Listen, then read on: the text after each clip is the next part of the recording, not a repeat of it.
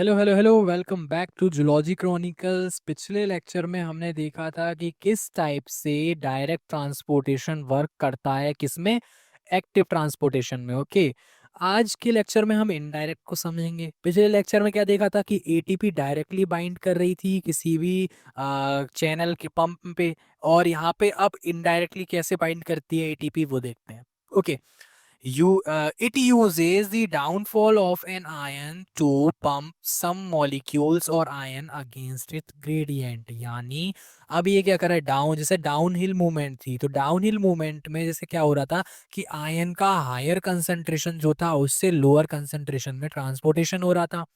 तो अब similar way में उसका यूज करेगा ये किसमें, किसमें कि दूसरे मॉलिक्यूल और दूसरे आयंस के ट्रांसपोर्टेशन में।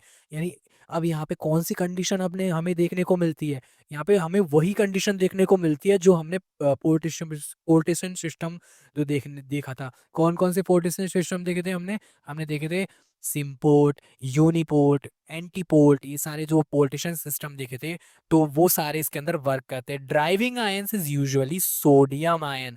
कौन सा आयन होता है जनरली, कौन सा आयन इसमें देखने को मिलता है, वो देखने को मिलता है sodium ion, with its gradient established by the sodium potassium pump। जो सोडियम पोटेशियम पंप है वो क्या करता है, वो इसका ग्रेडियंट क्या करता है, ग्रेडियंट को एस्टेब्लिश करने का काम करता है। यानी जैसे सोडियम आयन बाहर जा रहे थे, किस टाइप से पोटेशियम आयन अंदर की तरफ आ रहे थे, 3 सोडियम आयन बाहर जाते हैं और एक पोटेशियम आयन अंदर की तरफ आते हैं। ओके, वो उस टाइप की मूवमेंट देखने को इसके अंदर मिलती है, और उसके साथ में क्या होता है, दूसरे आयंस का ट्रांसपोर्ट होता है। अब देखते हैं, सबसे पहला इसका टाइप है सिम्पोर्ट पंप्स। सिम्पोर्ट पंप्स में हम देखो कि क्या, एक एग्जांपल सिम्पोर्ट, पहली बात सिम्पोर्ट क्या होता है कि एक ही डायरेक्शन में दो मॉलिक्यूल का ट्रांसपोर्ट हो रहा है। ये हमने पहले भी लेक्चर के अंदर देखा था कि किस टाइप से एक चैनल के अंदर, ये जैसे एक चैनल है, इस चैनल के थ्रू इसी डायरेक्शन में दो मॉलिक्यूल्स निकल रहे हैं, एक ये मॉलिक्यूल और इसका को ट्रांसपोर्ट मॉलिक्यूल, दोनों के एक ही डायरेक्शन में निकल रहे हैं, तो इसको हम सिम्पोर्ट बोला था। अब सिम्पोर्ट पंप कैसे वर्क करते हैं, तो देखिए इसमें इसमें इसका एग्जांपल लेके चलते हैं। इसका नाम है sodium glucose transporter pump. Okay, it allows sodium and glucose to enter cell together. यानी अगर सेल के अंदर ट्रांसपोर्ट करना है किसका, सोडियम और ग्लूकोज दोनों का एक साथ में, देन क्या होगा, सिम्पोर्ट पंप वर्क करेगा।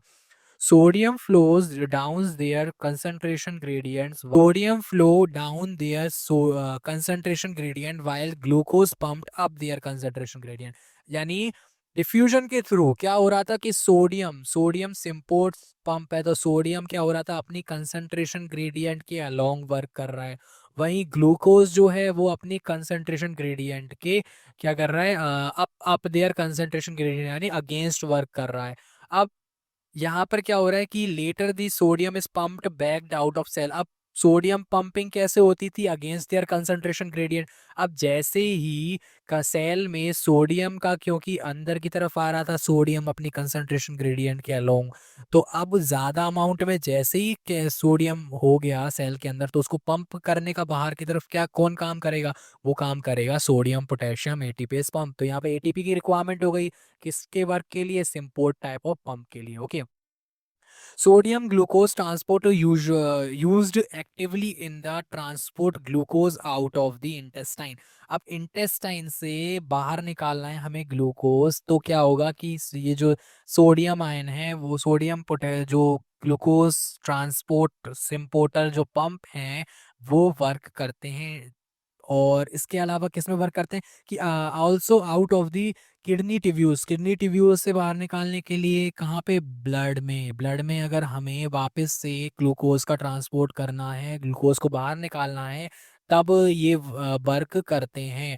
और कैसे वर्क करते हैं, तो आरबीसी से बाहर की तरफ निकालने के लिए सोडियम ग्लूकोज ट्रांसपोर्ट सिस्टम का यूज होता है, जबकि फैसिलिटेटेड डिफ्यूजन के थ्रू किसका इनटेक हो रहा, क्या इनटेक हो रहा था, ग्लूकोज का इनटेक हो रहा था आरबीसी के थ्रू। Okay, all amino acid are actively transported. और सिमिलर वे में इसी से ही क्या होता है, अमीनो एसिड का ट्रांसपोर्टेशन देखने को मिलता है किससे, सोडियम जो सिम्पोर्टर पंप है उससे। It also returns the neurotransmitter to pre synaptic neurons. और जैसे न्यूरोट्रांसमीटर क्या हो रहे थे, प्री सिनेप्टिक न्यूरॉन्स से बाहर आ रहे थे, वैसे ही दोबारा अच्छा, सिनेप्सिस के दौरान क्या हो रहे थे, न्यूरोट्रांसमीटर बाहर आ रहे थे, उसको अंदर लाने का काम कौन कर रहा है, फिर से सिम्पोटर टाइप ऑफ पंप वर्क करता है उसके अंदर, उसको अंदर लाने के लिए। इसके बाद हम देखते हैं sodium iodide transporter, Symporter pump. Okay, this Symporter pumps transport the iodide into the cell of the thyroid gland। यानी थायराइड ग्लैंड में जब भी आयोडाइड का ट्रांसपोर्टर करना है तो सोडियम आयोडाइड ट्रांसपोर्टर जो कि सिम्पोर्टर टाइप ऑफ पंप है उसका यूज़ किया जाता है। यानी वो आयोडाइड का भी उसी डायरेक्शन में ट्रांसपोर्ट करेगा, सोडियम का भी उसी डायरेक्शन में ट्रांसपोर्ट करेगा, और बाद में क्या होगा कि सोडियम पोटेशियम पंप की हेल्प से सोडियम आयन फिर से बाहर की तरफ चला जाएगा। ओके, अब किस में हेल्प कर रहा है, तो इस वजह से हेल्प कर रहा है मैन्युफैक्चरिंग ऑफ थायरोक्सिन। थायरोक्सिन कौन बनाता है, थायराइड ग्लैंड बनाती है, तो थायराइड ग्लैंड के थायरोक्सिन के मैन्युफैक्चरिंग में क्यों हेल्प करता है, कौन, आयोडीन। तो आयोडीन को ट्रांसपोर्ट करने का काम कौन कर रहा है, सिम्पोर्टर पंप कर रहा है। And also into the cell of the mammary gland, mammary gland जो होती है उसके ग्लैंड में भी ट्रांसपोर्ट करने का काम करता है आयोडाइड ही। ओके, क्यों क्यों होगा आयोडाइड का, क्योंकि जो बच्चे होते हैं उनमें आयोडाइड जो सप्लाई होता है वो मेमोरी ग्लैंड के थ्रू होता है ना, लैक्टेशन के थ्रू होता है। इस वजह से यहाँ पे इसको ट्रांसपोर्ट करने का काम भी कौन कर रहा है, सोडियम आयोडाइड ट्रांसपोर्टर पंप, जो कि कैसा है, सिम्पोर्टर टाइप ऑफ पंप है।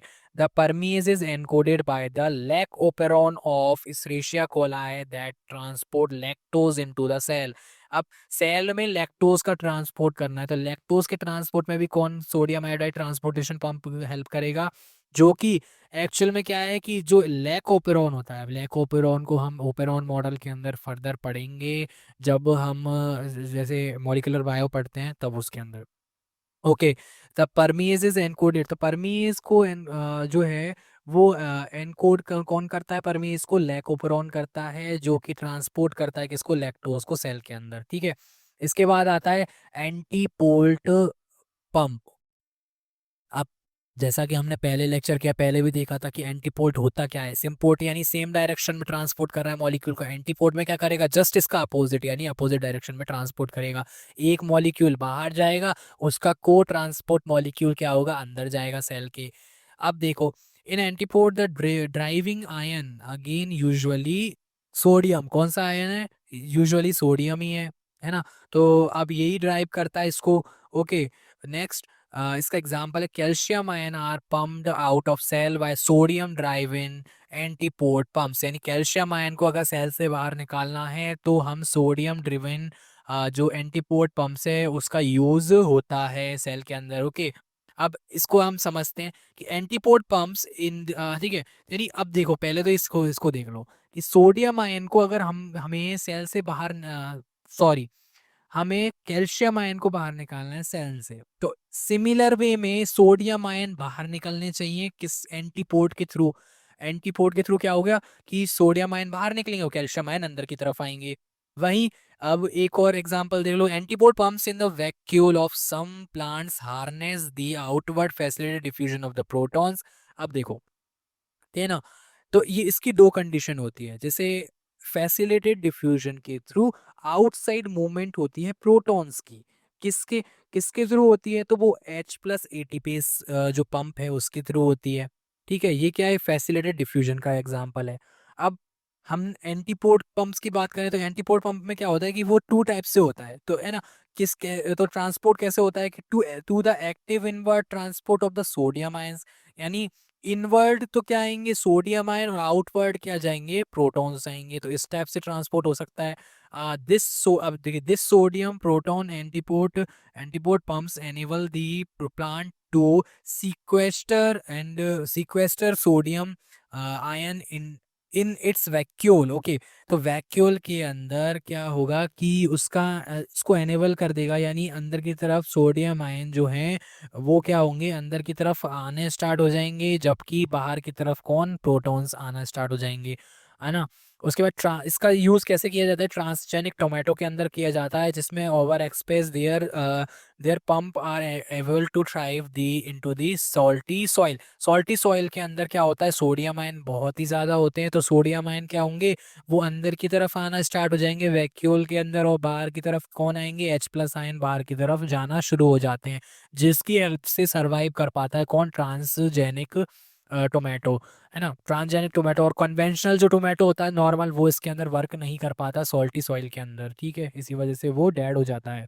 तो अभी हमने देखा कि ट्रांसपोर्ट किस टाइप से होता है, तो उसी का एक सेकंड है कि अब जैसे अब बाहर की तरफ, हमारा अंदर की तरफ आ रहा है सोडियम आयन, अब अंदर की तरफ आ रहे हैं माना कि नाइट्रेट आयन, तो नाइट्रेट आयन भी अंदर की तरफ आ सकते हैं, और बाहर की तरफ कौन जाएगा, अगेन फिर से जाएंगे हमारे कैल्शियम आयन, कैल्शियम आयन तो बाहर चले जाएंगे, और अंदर की तरफ आएंगे हमारे कौन, सोडियम नाइट्रेट आयन। तो इस टाइप से एंटीपोड जो है वो वर्क करता है। अब अब कुछ आयन चैनल की स्पेशल डिजीजेस हैं जिससे क्वेश्चन पूछा जाता है। एक तो आप याद करेंगे पहले तो जैसे ट्रांसजेनिक जो टोमेटो है उसका एग्जांपल कि वो किस टाइप से कैल्शियम और सोडियम ड्रिवन पंप जो हैं उसके अंदर यूज़ होते हैं, जो कि एंटीपोड सिस्टम का पार्ट हैं। अब जो एक एग्जांपल है, जो मेन जो टॉपिक आता है वो है some inherited ion channel disease. Ion channel हमने पढ़े थे किस टाइप से प्रेजेंट होते हैं, गेटेड चैनल होते हैं कई सारे, तो उसकी कुछ डिजीजेज हैं उसको हमें याद रखना है, ज़रूर से ज़रूर एग्जाम्स के अंदर पूछी जाती है। क्लोराइड चैनल डिजीजेज, अब क्लोराइड चैनल आपने पढ़े थे कि क्लो किस टाइप से प्रेजेंट होते हैं, कि वो एक ही चैनल का टाइप है जिसके अंदर क्या होता है कि लिगेंड जो है वो आके जोड़ता है। हमने पिछले लेक्चर के अंदर इसको देखा था। तो जैसे ही उसके उसको आप देख सकते हैं दोबारा से कि किस टाइप से लिगेंड आके जुड़ता है, और वहाँ पे क्या क्या होता है कि क्लोरीन और बाइकार्बोनेट, ये टू टाइप के जो आयंस हैं उसका ट्रांसपोर्ट होता है क्लोराइड चैनल के थ्रू।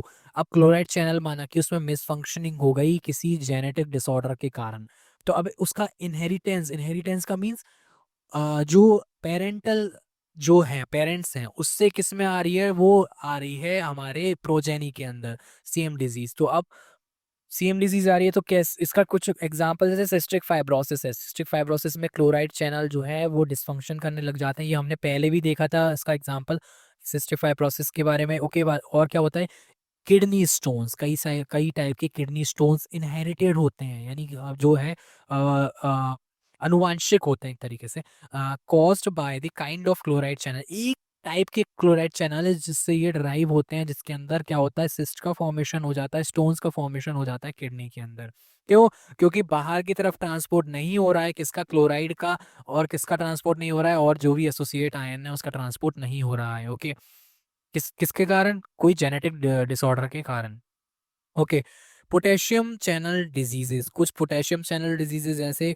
अब देखो, पोटेशियम चैनल डिजीज का एक बहुत ही ज़्यादा इंपॉर्टेंट एग्जांपल है कि हाई जो है हार्ट बीट जो है वो लॉन्ग जा रही है। हार्ट बीट कैसे लॉन्ग जाती है कि हार्ट बीट के अंदर कोई भी इनहेरिटेड डिसऑर्डर है, जैसे क्यूटी जो लाइन होती है वो क्या होती है, वो ज़्यादा बढ़ जाती है ना मेजॉरिटी केसेस के अंदर। अब क्यूटी जो लाइन है जैसे PQRS करके जो है एक ग्राफ चलता है ECG के अंदर, हम इसको पढ़ेंगे तो इसके अंदर जो क्यूटी है वो ज़्यादा बढ़ जाती है। आप इसको ऐसे याद कर सकते हैं, क्यूटी किसके अंदर आगे ज़्यादा बढ़ जाती है, पोटेशियम चैनल डिजीज़ के अंदर ज़्यादा बढ़ जाती है।